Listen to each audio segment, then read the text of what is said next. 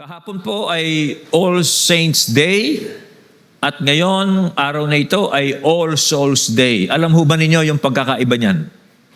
Yung All Saints Day po, yan daw po ay paggunita at pagdiriwang natin dito sa lupa doon sa mga taong o kaluluwa na nasa langit na. Okay? Na yan daw po ay pinagdidiwang natin. Yun po ay kahapon. Now, ang All Souls Day naman sa araw na ito naman po raw ang paggunita natin doon sa mga taong namatay o kaluluwang nasa purgatorio na kailangang ipanalangin, na kailangan pong handugan ng misa para daw po mapaiksi yung kanilang pananatili sa purgatorio. Pero hindi po yun ang topic ko. Okay? Ang topic ko po ay the new heaven and the new earth, the hope, the true hope of the church. Madalas po nating marinig sa mga awitin at pangangaral ang ganito. Balang araw, tayo'y pupunta sa langit. Natatandaan ko pa nung ako po'y bagong Kristiyano ay merong isang awiting nagpapaalala tungkol sa bagay nito. Sino pong nakakaalam nung awiting Kahit na Kubo? Okay, dahil Pastor Appreciation po ngayon, ay kakantahin ko yung Kahit na Kubo. Okay, ito po ang isa sa mga tinuturo sa amin noon. Sabi ng awitin, kahit na kubo ang aming tahanan, dito sa lupa'y may kasiyahan, pagkat sa langit may naghihintay, nakahari ang gintong lantay. Ako'y may bahay na di masisira doon sa langit na walang hanggan. Wala nang hapis at laging sariwa sa piling ng Diyos na mayaman. Palakpakan naman dyan. Yan po ay awit. Next Sunday. Okay. Yan po ay awit na tama pero mali. Dahil kadalasan po, yun ang inaasahan nating wakas. Naaalis tayo sa mundo at pupunta tayo sa langit. Pero, kung titingnan po natin ang Biblia at ang mga mananampalataya doon sa unang iglesia, makikita po natin hindi po langit ang kanilang inaasahan yung pong mga early Christians, kundi isa pong bagong langit at bagong lupa. Isang panibagong nilikha kung saan po si Kristo ay maghahari magpakailanman kasama po ang mga tagasunod niya, yung mga sumasampalataya sa Kanya na binago rin. A new heaven and a new earth where Christ reigns forever, kasama po ang mga tagasunod ni Kristo na binago rin, meron na ring resurrection body. Yan po ang true hope ng church. Isang araw daw po, ay sa isang kwentong ito, isang araw daw po, merong isang bata nagdo-drawing ng mundo. Habang pinipunturahan daw po niya yung kanyang dinodrawing, tinanong siya ng teacher, anong ginagawa mo? Sabi raw po ng bata, ginagawa ko uli ang mundo. Dahil luma na yung mundo at marumi na. Alam ho ninyo, ganyan din po ang plano ng Diyos. Hindi po niya basta itatapon ang mundong ito na kinalalagyan natin. Gagawin po niya itong bago. Kaya po ngayong umagang ito, sa message ko po sa inyo, ay gusto kong ito ang ituro ko sa inyo. It will not be an exposition, it will be a topical message. 5 maiksing punto po para bigyan natin ng pansin ito. Una, titingnan po natin yung biblical hope. Yung pangalawa po, titingnan natin yung teaching po ng mga apostles. Pangatlo, titingnan po natin yung faith and hope of the early church. And then, pang-apat, the shifting views of the church. Bakit ba binabago ito? And then, we will conclude this by telling the true hope of the church.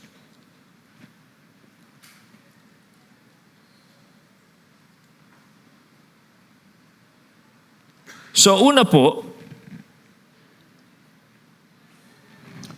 ano po ba ang biblical hope?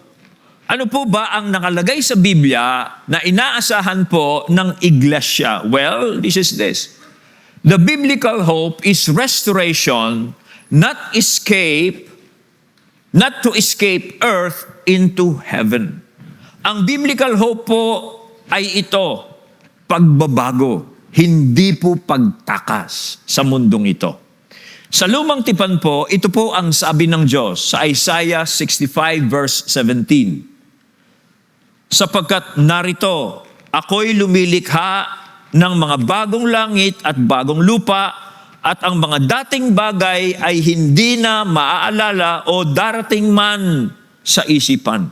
Darating daw po ang panahon, ito ang sabi ng Diyos, babaguhin niya ang lahat, bagong langit, bagong lupa, at yung dating langit at lupa ni hindi na raw natin maaalala yung mga bagay na yun. At sa panalangin po ng ating Panginoong Jesucristo, itinuro po niya sa atin yung the Lord's Prayer. Dumating nawa ang kaharian mo. We are asking God to come down on earth. Masunod nawa ang kalooban mo kung paano sa langit, gayon din naman sa lupa. Ang ibig pong sabihin nito ay ito. Ang plano po ng Diyos, hindi o yung iligtas po tayo palayo sa lupa, kundi dadalhin po ng Diyos ang langit dito sa lupa. Sabi nga po ng talatang binasa natin, at nakita ko ang isang bagong langit at ang isang bagong lupa, sapagkat ang unang langit at ang unang lupa ay lumipas na. At nakita ko ang banal na lungsod, ang bagong Jerusalem na bumababa mula sa langit, buhat sa Diyos. At narinig ko ang isang malakas na tinig na mula dun sa trono nagsasabi, masdan ninyo ang tabernakulo ng Diyos o ang tirahan ng Diyos ay nasa mga tao. Siya'y maninirahang kasama nila at sila'y magiging bayan nila. Ako mismo, ang Diyos mismo, ang makakasama nila at siya'y magiging Diyos nila. So mapansin po natin mga kapatid, ito ang biblical hope. Ang plano po ng Diyos mula pa sa Genesis ay yung gusto niyang makasama ang tao magpakailanman. Kaya po nilikha ng Diyos ang mundo nating napakagandang ito para po gusto niyang manirahan kasama po ang tao dito po sa lupa. Kaya po ang kaligtasan ay hindi po yung pagtakas natin sa mundo, kundi ng pagbabago ng mundo. And that is more exciting. Okay? Mas higit pong exciting yung pong layunin ng Diyos na yun. So, that's the biblical hope. Now, tingnan naman natin yung pong teaching ng mga apostles. Okay? Ano pa ang mga ipinangaral, itinuro po ng mga alagad ng Panginoon Jesucristo? Well, this is the second point. The teaching of the apostles is about the resurrection of the body.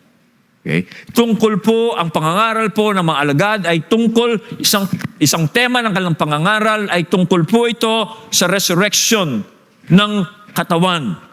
Okay? Maliwanag po, ang mga apostoles po ng Panginoon, they preach resurrection.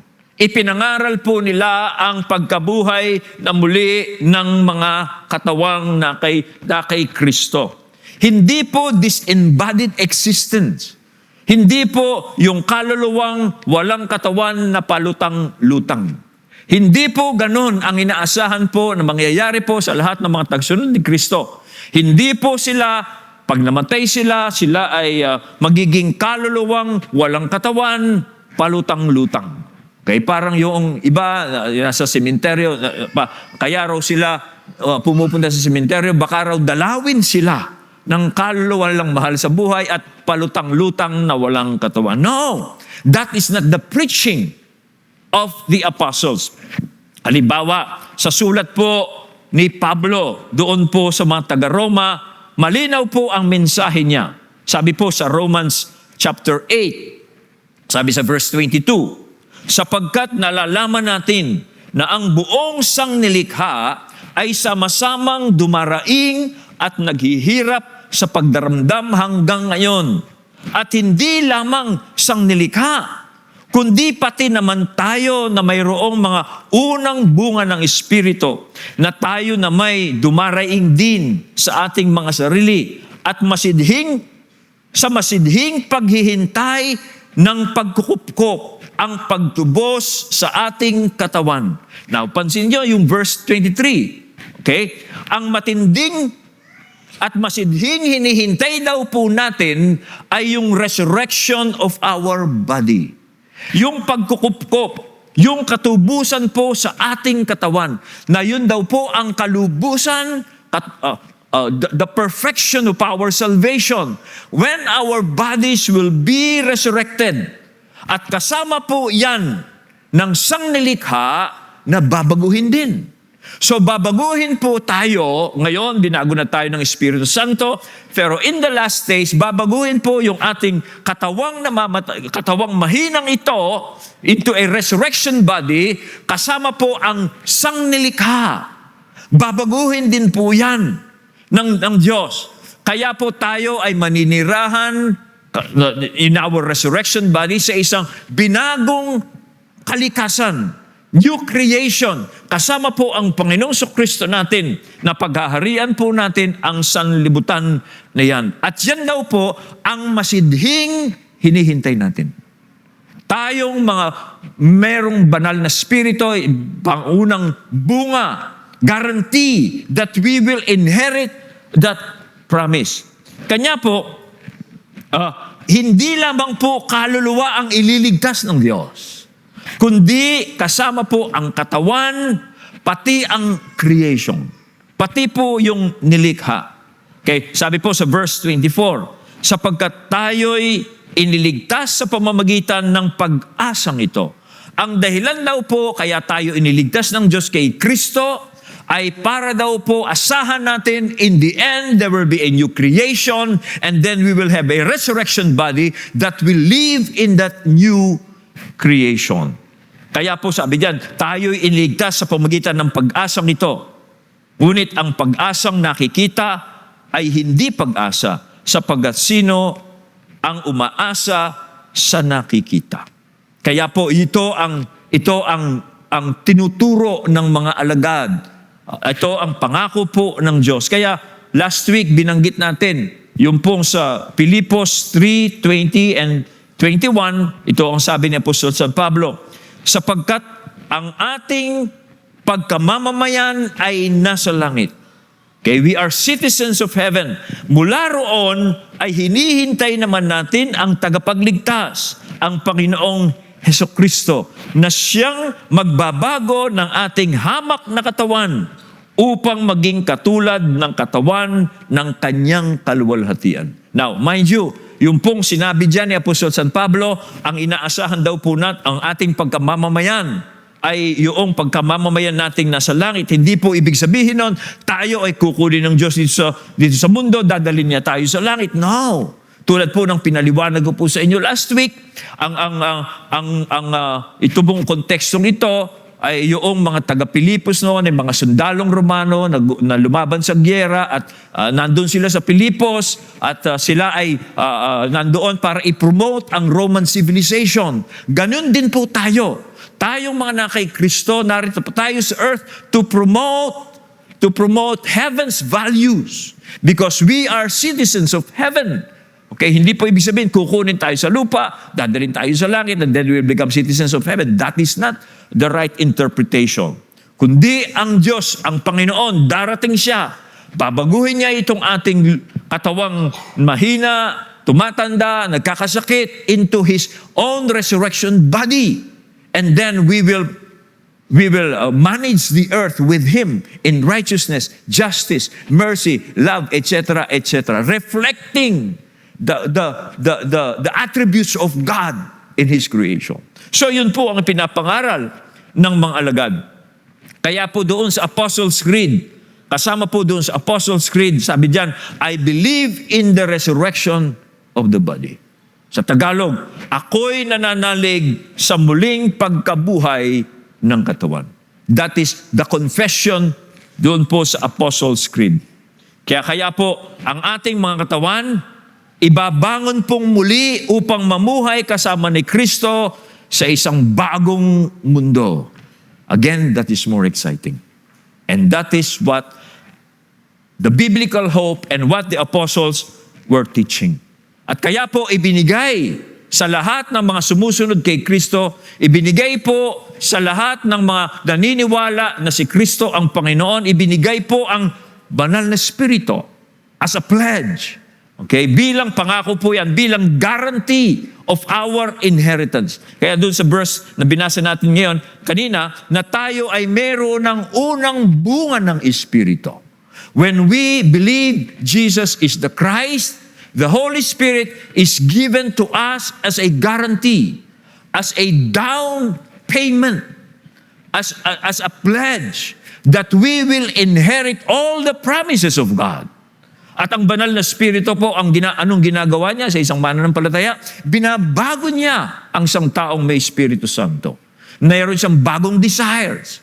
Gusto niyang paglingkuran ng Diyos ngayon. Minamahal na niya ang Diyos ngayon because of the Holy Spirit. Hindi na siya nagtatago sa Diyos. Gusto na niyang paglingkuran ng Diyos. Gumagawa na siya ng mabuti. Gumagawa na siya ng katuwiran. Gumagawa na siya ng katarungan. He wants to do good. Binago na siyang Diyos. Kaya ready na siya for a new creation.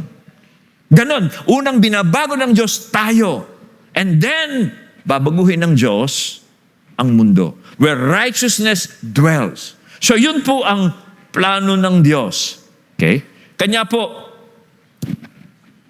it's hard to imagine, okay, ganito po, medyo magsiswitch ako para ipaliwanag ko po sa inyo that new creation, you as, needs a new creation. At yun po ang plano ng Diyos. New people, new gospel people, believers, needs a new creation. Why? Because it's hard to imagine God will just waste all this power that we have, all these new desires that we have. We desire good, we desire righteousness, we love God, we want to serve God. It's hard to imagine that God will waste all these new powers and energy and the abilities that we have. Kailangan po meron ding paglalaanan yung pagbabago sa atin ng Diyos ngayon. Di ba gusto nating maglingkod sa Diyos? Gusto nating gamitin po lang ang lahat ng ibinigay sa atin ng Diyos, yung kakayanan natin, yung imagination natin, yung creativity natin, para po paglingkuran ng Diyos, kailangan po yan ng new creation. Kaya ang Diyos naman, okay, He's now preparing us for that new creation. Okay, ganito po yan. Pakita mo yung slide. Next slide. Ayan. Ano yan? Yan po ang Formula 1. Pang-race po yan. Okay? Ito pong Formula 1, meron daw pong power output na around 1,000 horsepower. Ano ba gaano kalakas yung 1,000 horsepower?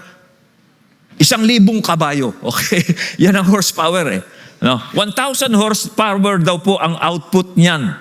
Okay? May engine raw po yan ng 1.6 liter V6 turbo hybrid engine. Ang top speed daw po ng Formula 1 na yan is 350 kilometers per hour. Okay? Ang acceleration niyan, just imagine ay pwede siyang, pag ginapakan mo ang gasolina niyan, agad po in 2.5 seconds, 100 kilometers per hour agad. Ganyan po, ka-powerful, kabilis po yan. Now, yan po hindi pwede sa highway yan. Okay? Hindi pwede sa highway yan. Kailangan po yan ng isang race track designed for that. Okay? Bakit? Well, napakabilis niyan. Lalo na sa atin ngayon, hindi ka pwede. Ang bilis ng kotse mo, pero ang takbo mo hanggang 20 to 30 para nakipaglibing. No? Okay. Bakit? Kasi DPWH, may kasalanan yan eh. Kaya hindi po pwede yan. Kailangan may special racetrack yan. Stream, kailangan po, hindi pwede sa normal traffic po yan kasi wala pong yung suspension very stiff. Matitigas ang suspension po niyan. Okay? Yung pong very low po yung ground clearance niyan. Just imagine, dadaan niya sa humps. Tatalo niya sa humps. Di pwede yan. Meron pong special track po yan. Okay? Yung mga tires daw po yan, kailangan smooth, dry tracks kasi walang tread. Okay? And they lack basic safety equipment. Wala raw pong lights, walang horn, walang license plate, etc., etc. Ang kailangan yan, racetrack. This powerful Formula 1 race car need a racetrack. Now, ang point ito mga kapatid, tayo na binago ng Diyos by the Holy Spirit because we are Christ. Meron tayong new desires. We love God now. We want to serve God now. God has energized us with the Holy Spirit. Yung pong mga abilities natin lumalabas. Yung mga kakayanan natin lumalabas. So anong kailangan natin? New creation. Where righteousness dwells. Kaya yun po ang inaasahan natin mga kapatid. Yun po ang biblical hope. Yun ang pinapangaral ng Panginoon at pinapangaral ng mga alagad. A new heaven and earth for new creation like us in Christ Jesus. Kaya po sabi sa 2 Peter chapter 3 verse 13, ngunit ayon sa kanyang pangako ay naghihintay tayo ng bagong langit at ng bagong lupa kung saan ang katuwiran ay naninirahan. So we need this, so God will provide it. So yun po ang pangangaral mga alagad, yun ang biblical hope. Now let's go to the third point. The faith and hope of the early church. Ano ba yung sinasampalatayanan at inaasahan yung mga una pong mga Kristiyano? Pag sinabi natin yung mga unang Kristiyano, ito yung mga Kristiyano after the apostles. Pagkatapos po ng mga apostoles. Okay? So, dito po makita natin na yung pong mga unang Kristiyano ay naniniwala na ang kaharian ng Diyos ay darating sa lupa. Yun po ang pinaniniwalaan nila dahil yun ang pinangaral sa kanila ng mga apostoles. Okay? Na ang kaharian daw po ng Diyos ay darating sa lupa.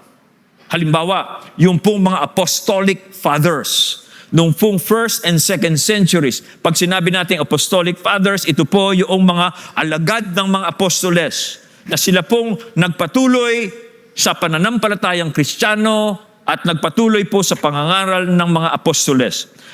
Yung po mga apostolic fathers, yung first and second centuries, halimbawa doon po sa Didache, yun po ay ginagamit nilang teksto, yung second Clement, yung Didache, yung second Clement, and the shepherd of Hermas, ay nagtuturo po na yung mga mananampalataya will be raised. Okay? Sila po ay bubuhayin muli para mamuhay po sila sa kingdom po ng Diyos on earth. At ine-emphasize po nila yung pong resurrection and the coming age. Yun po ine-emphasize nila. Resurrection and the coming age. Hindi po escape to heaven.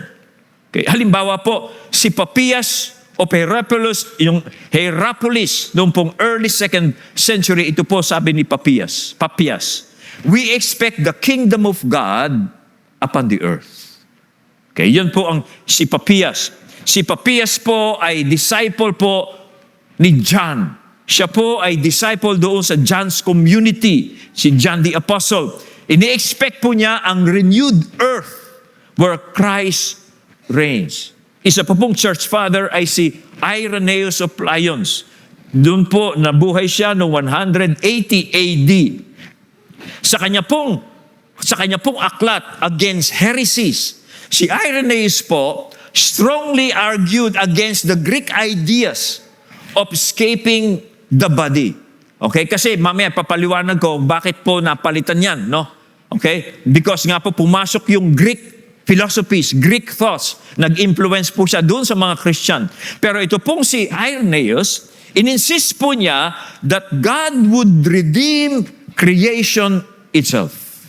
Yun po ang kanilang tinuturo. Sabi po niya, sa kanyang lathain na against heresies, sabi po ni Irenaeus, the creation will be renewed and the righteous shall dwell therein. Babaguhin daw po ang creation nang sa ganon yung mga righteous, yung mga believers, followers of Jesus, they will dwell, maninirahan po sila sa new creation. Kaya tinuro po ni Irenaeus na yung pong heaven and earth will be joined together. Yan ang plano ng Diyos noon pa.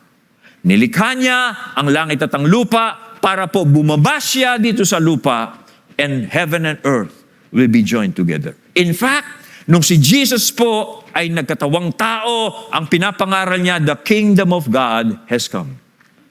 Siya na nagre-represent sa heaven ay narirahan dito sa lupa. Kaya anong pangalan ni Jesus when He came here? Emmanuel. God with us. Kasi yun po ang plano ng Diyos since creation, since Genesis, na maninirahan po ang Diyos dito sa lupa. So heaven and earth are joined together. The physical will be restored where God will dwell with humanity. Okay? Now, kasama po sa church fathers na yan, sila Justin Martyr, sila Tertullian, etc., etc. Iyong pong mga tinatawag na church fathers, they also expect a bodily resurrection, a new earth where Christ rule and transform creation.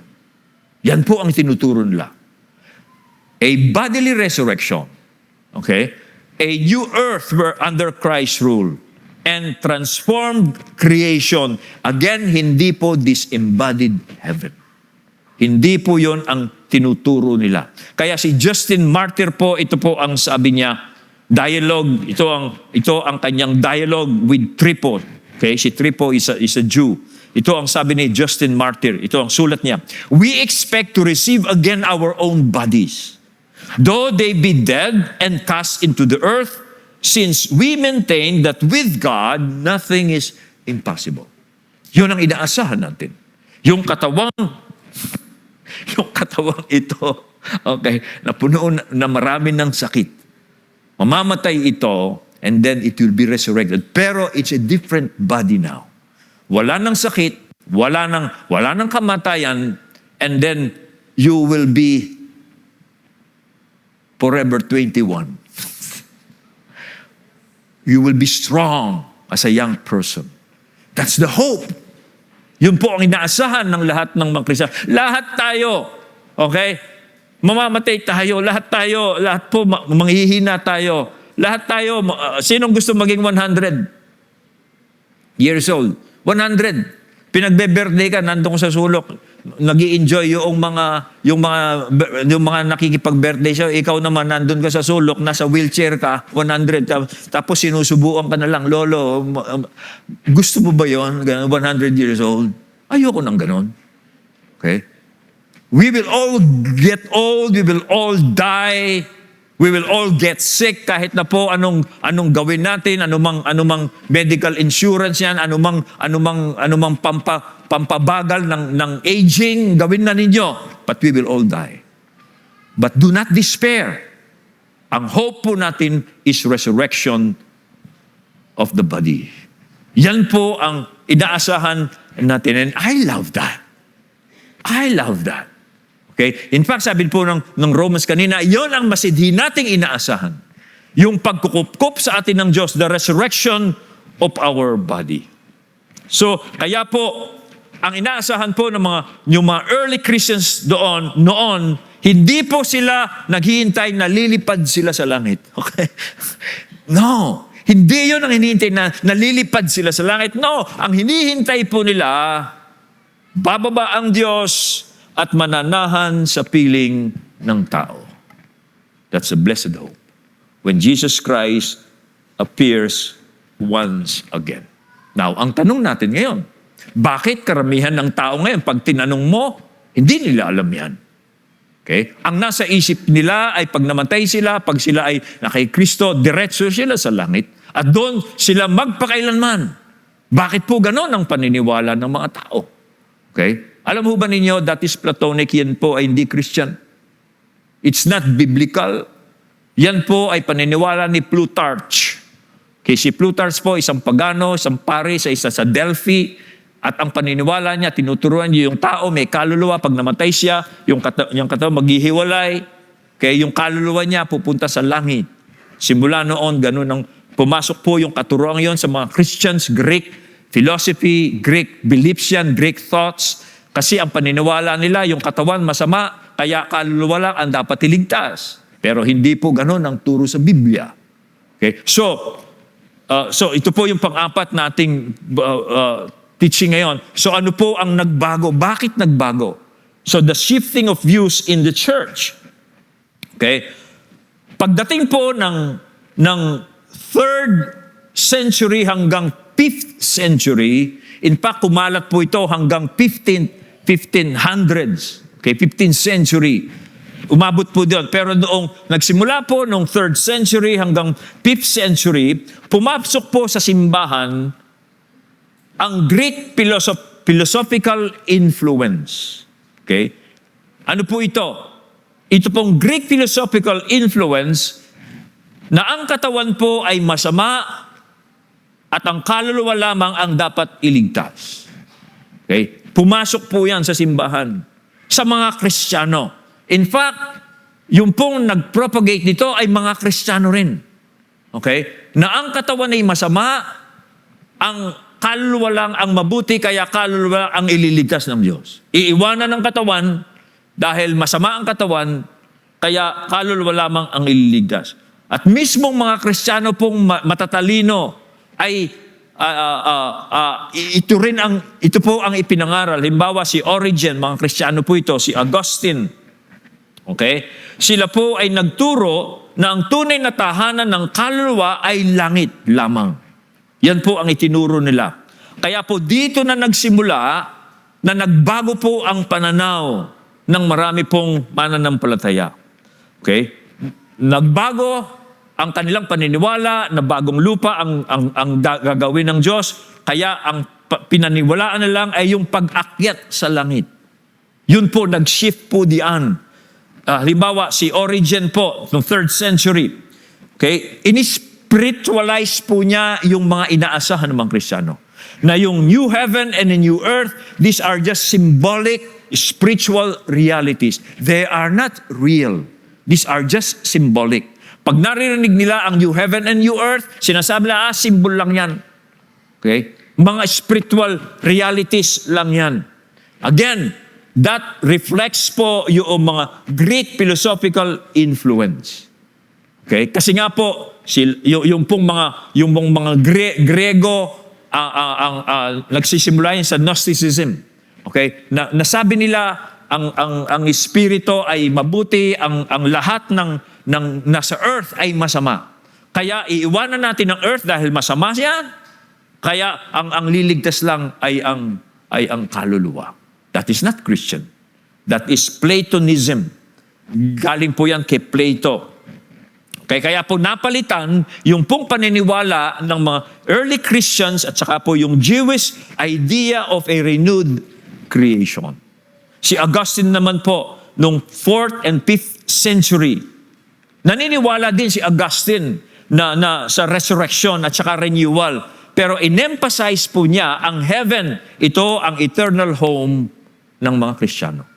Yun ang ini-emphasize. Naniniwala siya na merong resurrection, merong renewal, pero in-emphasize niya ang heaven, ang real home po ng mga mananampalataya. Kaya, over time, habang tumatagal po, hanggang sa, nung dumating na yung Kristyanismo dito, nung March 16, 1521, po dumating si Magellan, kasama po yung pong Roman Catholicism teaching, dyan po, kaya tinanggap po ng mga Pilipino yung pong katuruan na yon, na pag namatay ka, dalawa lang, pupunta mo, impyerno o langit. Hindi. Kung hindi pa didiretso sa langit, dadaan ka muna ng purgatorio.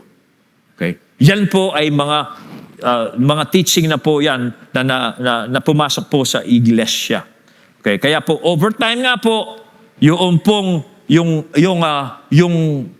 piety ng Middle Ages. Nag-focus po sila sa going to heaven after death.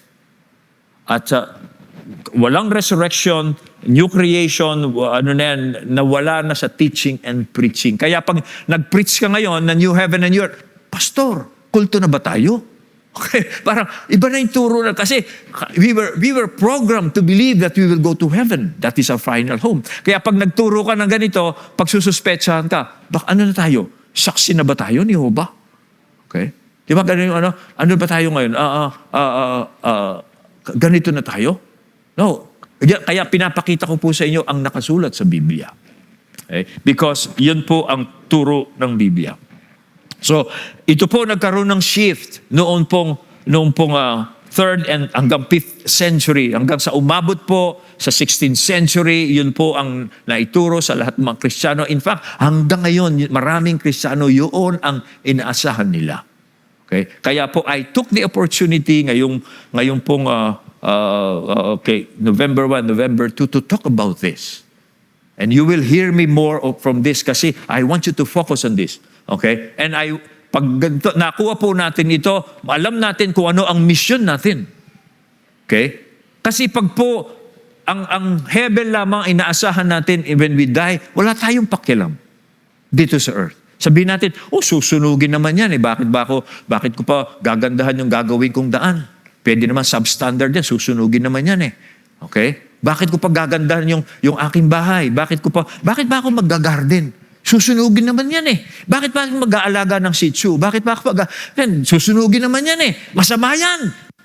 So wala kang pakialam. Pero ang totoo, hindi mo alam, ito ang pamamana ng Diyos sa iyo. Kaya you have to take care of this planet. Okay? Because this will be renewed and this will be our home forever. And it is a good home. Okay? Yung iba nga sa inyo, ipagpapalit nyo yung church sa Boracay eh. Masarap kasi ang ganda ng Boracay. Ayun, susunugin lang yon. Kaya pag kala mo yung earth na ito, maganda na, no? Pero pag sumisid ka pa sa dagat, kaya mag-snorkeling ka, meron pa pala doon maganda. It's so a good creation that God has created. And God does not want this world to be destroyed. God wants to redeem and restore this world from people who are destroying it. Kaya ang unang gagawin ng Diyos, re-renew niya yung taong naninirahan sa new heaven and new earth. Okay? Nang sa ganon, yung pong layunin ng Diyos na bagong langit at bagong lupa, yan po ang mangyayari. Kaya po, anuman ang naging shift ng paniniwala, pananaw po ng mga Kristiyano noon hanggang ngayon, we have to go back to the Bible. Kailangan po bumalik tayo sa turo ng Biblia nang sa ganon yung pag-asa po natin ay talagang pag-asa.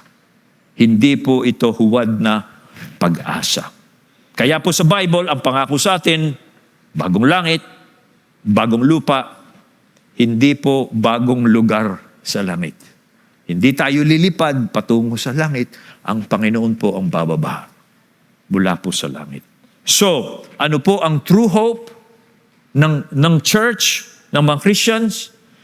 A new heaven and a new earth. Sa Apocalypse 21, ito po ang sabi ni Juan, at sinabi ng nakaupo sa trono, masdan ninyo, ginagawa kong bago ang lahat ng mga bagay. Sinabi rin niya, isulat mo, sapagkat ang mga salitang ito ay tapat at tunay. In-emphasize po ng Diyos yan. Hey, new heaven and new earth. Tapos isulat mo yan. Tapat yan. Tunay. Mapagtitiwalaan nyo yan. Maaasahan nyo yan. Yan po ang climax ng kasaysayan po ng kaligtasan. Okay? Yan po ang climax. Kaya kung gusto po ninyong makita ang buod ng Biblia, ang narrative, basahin po niyo yung Genesis 1 and 2. And then yung Revelations 21 and 22. That's the bookends of the Bible. Okay? Ang Bible po merong 66 books. 37 books sa Old Testament. No, 39. 39 books sa Old Testament and 27 sa New Testament. Ang bookends po niyan, Genesis 1 and 2, okay, creation, new creation, yung creation, and then old creation, sabihin natin old creation yon, and then yung Revelation 21 and 22, the new creation. Yun po ang climax, yung Revelation 21, 22. Okay? Okay? So yun po. Hindi lang po yung kaluluwa. Okay? Hindi lang po yung simbahan, kundi buong sangnilikha po ang babaguhin ng Diyos. Ang langit ay bababa sa lupa, ang Diyos po'y mananahan sa piling ng tao, wala ng luha, wala ng sakit, wala ng kamatayan. Kasi sa renewal po ng mga lahat ng bagay, aalisin ang death, ang nagiging sanhi ng kabulukan, ang lahat ng masasama, aalisin yan. Okay? Doon po, aalisin yan. Okay? Kaya po, ang tunay na pag-asa ng mga Kristiyano, muling pagkabuhay sa bagong mundo kasama po si Kristo. So ano po ang application nito para sa atin, mga kapatid? Paano po tayo mamumuhay with this kind of hope? Ano po ang aral para sa panahon natin ito? 3 bagay. Una po, mamuhay po tayo ng may pag-asa, hindi ng takot. Okay? Bakit po? Kasi po ang mundo natin ay pansamantalang masisira at nasisira. At ganyan nga po ang nangyayari. Sa Pilipinas, ganyan po ang ginagawa ng mga nanunungkulan. Sinisira nila ang mundo. Yung daan, maayos, sisirain nila. Yung mga daang kailangang lagyan ng simento, hindi na pinakikilaman. Lubak-lubak. Okay? Sa Gugo, matagal ng, okay? Tingnan nyo, pansin nyo, sinisira ng tao talaga yung mundo. Lalo sa Pilipinas. No? Ang ganda-ganda ng daan, sisirain. Tapos para patagin, mas maganda pa nga yung sinira kaya dun sa lalagay. Sinisira. Kaya mangyayari po yan, sisirain po, masisira ang mundo. Ang mga taong mismong ganid, mga taong may kapangyarihan, sila po ang sisirain yan. Kaya ang unang babaguhin ng Diyos yung tao talaga para pangalagaan po niya ang mundo. Kaya tayo naman, habang nakikita po natin ito, siyempre nalulungkot ka. Ang pwede mo lang gawin, manalangin ka at ganito. Ang masarap dito, yung meron kang inaasahan eh. Hindi naman pangmatagalan. Ang mahirap po dito, yung wala kang asahan. Yung mga hindi naniniwala kay Jesus, wala silang inaasahan ganyan, yun ang masakit. No? Himutok na lang, himutok. Okay? Pero tayong mga na kay Kristo, meron po tayong inaasahan. Kaya mamuhay po tayong may pag-asa, hindi po takot. Pangalawa, okay? Pahalagahan po natin ang creation. Pahalagahan po natin ang mundo natin. Huwag po nating ituring na basura itong mundong ito. Ito po ay napakagandang mundo. Gusto ng Diyos, i-explore pa po natin yan. Marami pa po tayong matutuklasan sa mundo natin at gusto ng Diyos, explore pa natin yan. It was created for us to manage. Okay? Marami pa tayong mahuhukay na ginto, marami pa tayong mahuhukay ng kung ano-ano pa dyan. And let us love creation. Because it reflects the wisdom and the power of God. God did not create creation for us to destroy. Let us love creation. Hindi po totoong masama ang katawan natin. Hindi po totoong masama ang creation. Pag binamahal mo ang creation, ikaw ay nagiging, hindi ka na spiritual. Okay? Okay? Pag pinipris mo yung ganyan, Pastor, hindi ka na spiritual ah. Bakit? Earth ang inaano mo. Masyado ka ng earthly. Okay? Dapat heavenly tayo, di ba? No. That is, that is dichotomism. That is, these are terms na nasa mind ko na yun po ay mga philosophical terms na pagan, na Greek culture yan. Hindi po yan mga Christian, hindi yan biblical. Kaya pahalagahan po natin ang mundo. Huwag po nating ituring na basura yung mundo. Okay. Nakakaawa, no? Punta ka sa sementeryo, tambak, basura. Punta ka sa baryo, tambak na basura. Kamakailan lang, tinawag ko yung tupad eh. Yung tupad. Sabi ko, ikaw tupad ka, hindi mo tinutupad ang iyong gawain. Yung sa harapan ko, ako lagi naglilinis dyan. Tinatapunan niya kung ng bote, basura. Ako lagi ang nagsisira. Hindi mo tinutupad eh. Kaya ako tumutupad doon sa dapat mong tuparin. Sinisira nila. No? Kaya po tayo pangalagaan natin. Itong lugar natin ito, sabi ko sa inyo, huwag kayong basta-basta magkakalat dyan. Let us be part of restoration. Let us be part of managing the earth. No? Kayo po, pag nakakita kayo ng magtanim po kayo ng mga gulay. Magtanim po kayo ng mga flowers din sa gilid po ninyong huwag niyo po tatambakan ng basura. Okay, let us take care of creation. Because this will be our world. Okay? This is my Father's world. Alam mo din dapat natin ginagawa. So, minsan, pumapasok sa isip ko. Di ba si Abraham, nung umalis si Lot sa kanya, pumunta si Lot doon sa Sodom at Gomorrah, tapos si Abraham, nanatili siya sa lupang pangako. Sabi ng Diyos sa kanya, maglakad ka. East, west, south, north, maglakad ka. At habang naglalakad si Abraham doon sa lupang pangako, sabi niya, this will be mine. Tayo pwedeng ganun eh. Pwede po tayong ganun. No? Pag naglakad po tayo dito, pag naglalakad po tayo sa mundo, this world is my Father's world. I will inherit this someday. This is mine. We can do that by faith because it will be ours. Blessed are the meek, for they shall inherit the earth. Yan po ang pangako sa atin ng Diyos. Kanya po, pangalagaan po natin ang mundo natin. Maging bahagi tayo ng paglilinis, kung ano-ano dyan, huwag natin pong sisirain ang creation po ng Diyos. In fact, kailangan po nating palaguin ito. Kaya po tayo binago ng Diyos, tayong mga sumasampalataya sa Ebanghelyo, sa kapangyarihan po ng Espiritu, ang dahilan bakit tayo niligtas ng Diyos, para i-represent po natin ang goodness, justice, righteousness, even the creativity of God in His creation. Yan ang dahilan. Okay? Yan po ang dahilan.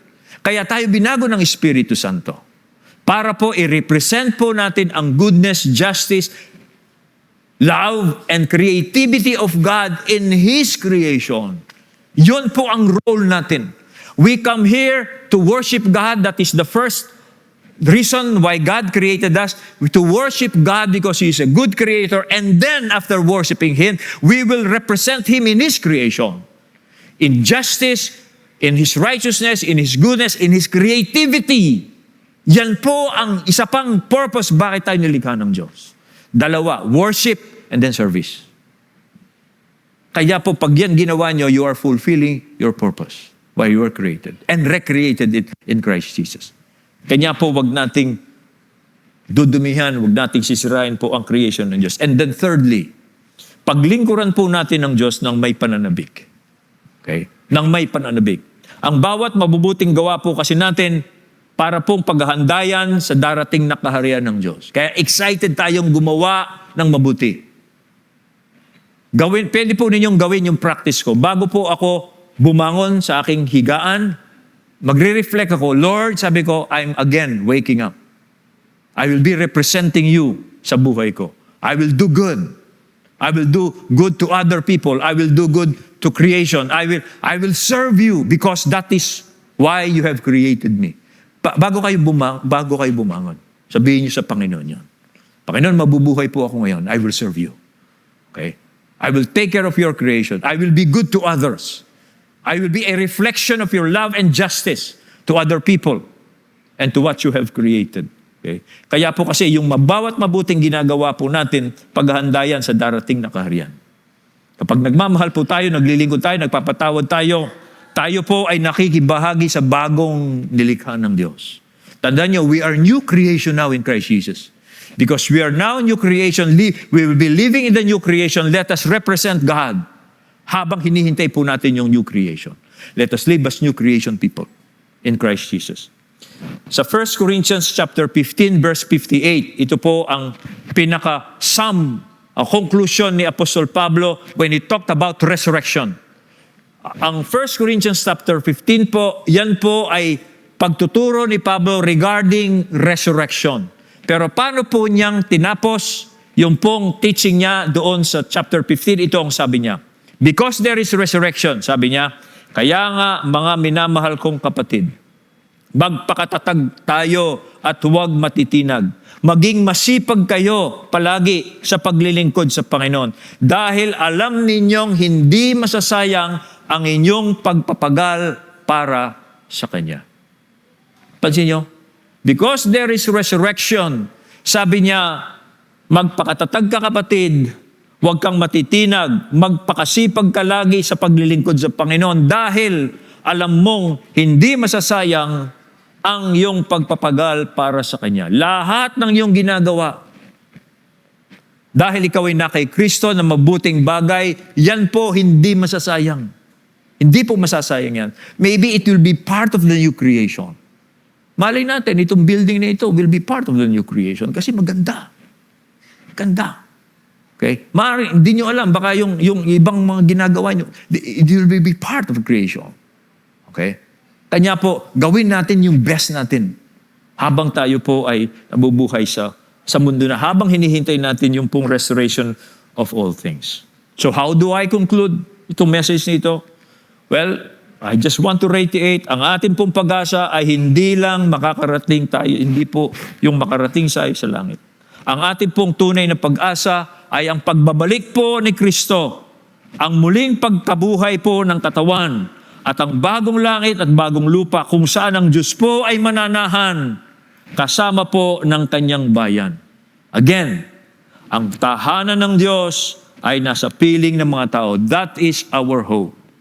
Revelation 21 verse 3. Ang langit po ay hindi lamang destinasyon, ito po ay darating sa lupa.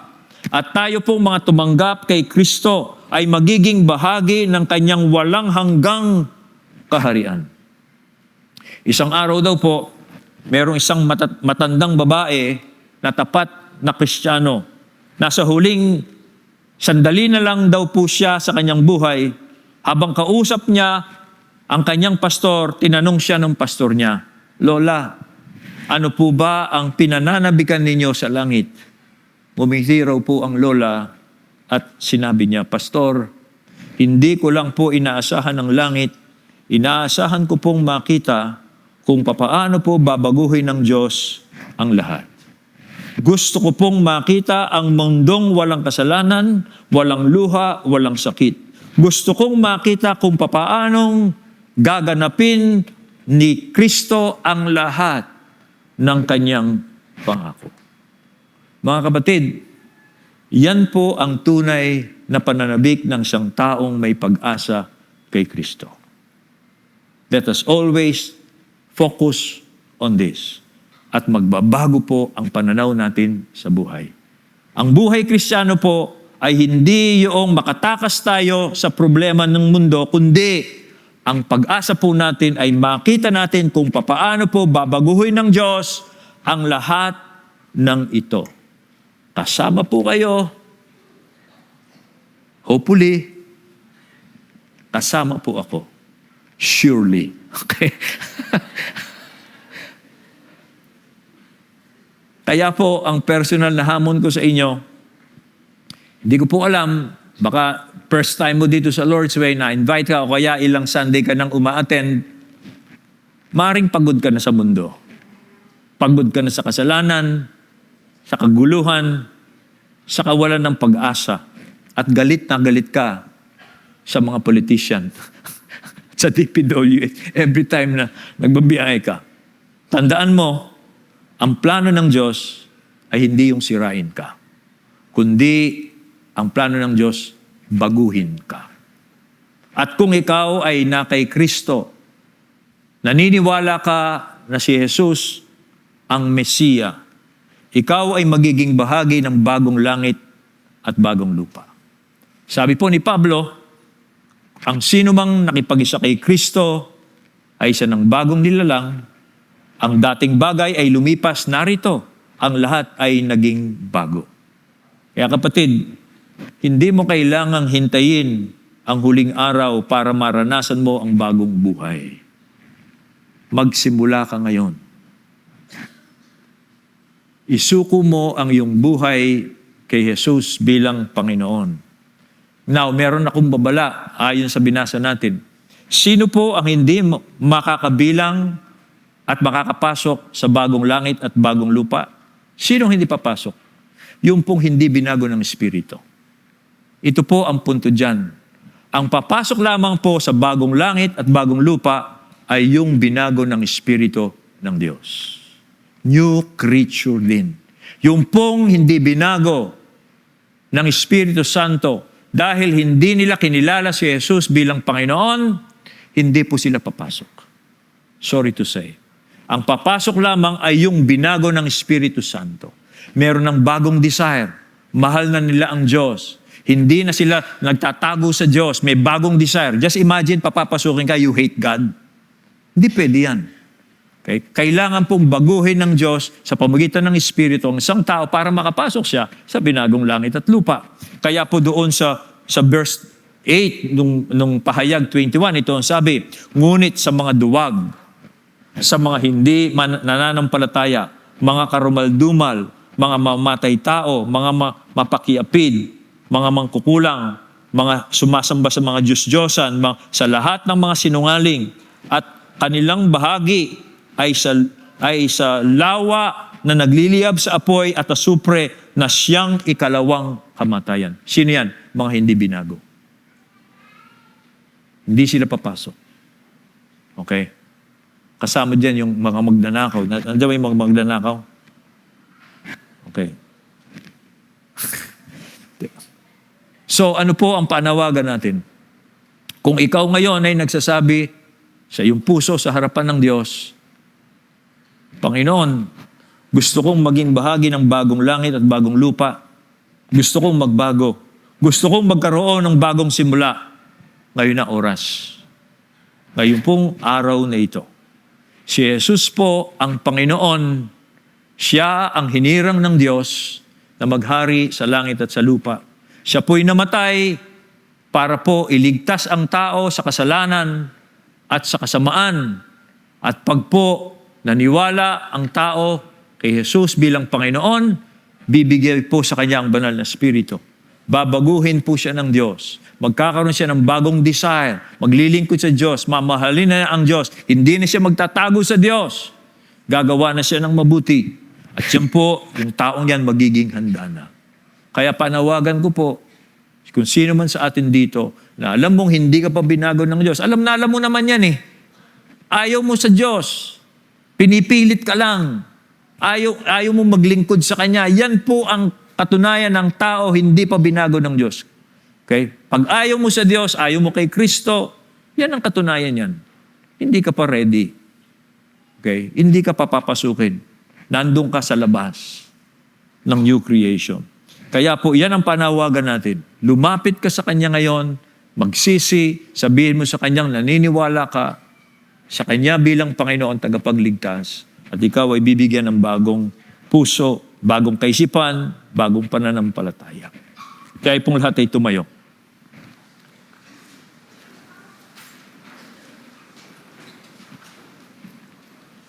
Kung meron po tayong kasama ngayon, alam mo, hindi ka pa binago ng Diyos.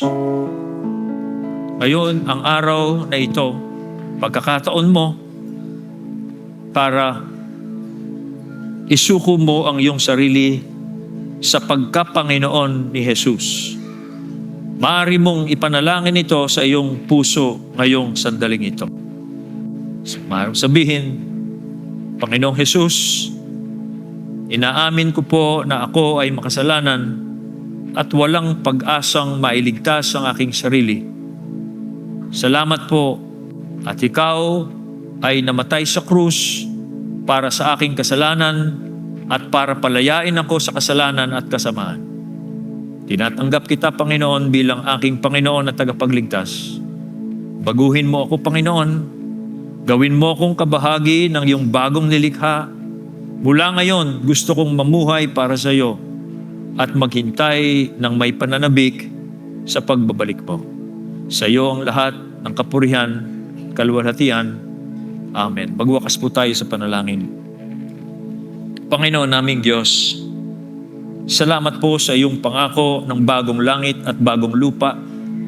Salamat dahil hindi mo kami tinubos para tumakas sa mundo, kundi para maging kabahagi kami ng iyong pagbabagong gagawin. Tulungan mo kaming mamuhay ngayon bilang mga mamamayan ng iyong kaharian. May pag-asa, may kabanalan, may pananabik. Sa pagbabalik ni Kristo, naglilingkod sa Diyos, nagmamahal sa kalikasan, umaasa ng bagong langit, bagong lupa. Sa kanyang kapurihan, karangalan at kapangyarihan, magpakailanman. Amen.